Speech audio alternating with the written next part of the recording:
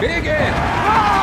The House of Ashur has everything, you know, everything that the fans want. It's got violence, the drama, it's got politics, it's got love story, it's got life. And this whole world has its own journey. It's flavored by all the stuff that we went through with Gannicus, Spartacus, and Crixus, but it's going in its own direction. The House of Ashur would carve its own path.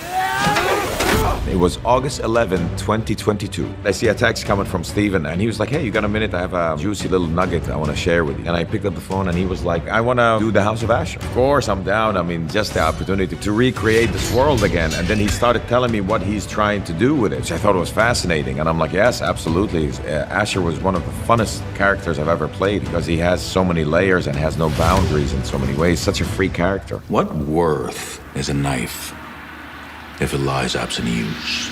The premise is quite wonderful. In the House of Ashur, he took over the Ludus from Batiatus. But he's not doing very well financially, and Ashur's kind of disappointed in this. But as a whole, the world that Steven and Lionsgate and Starz created, it has everything. Is it fear that stays hand from rematch upon next games in Capua? I welcome such entertainment.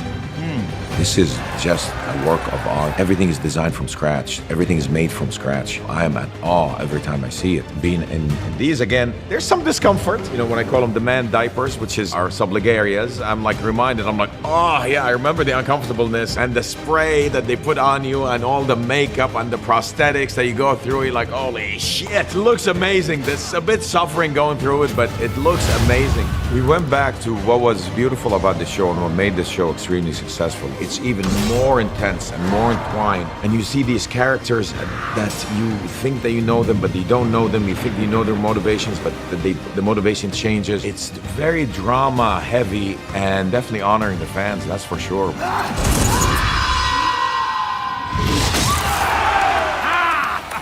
You're in for a treat. Begin.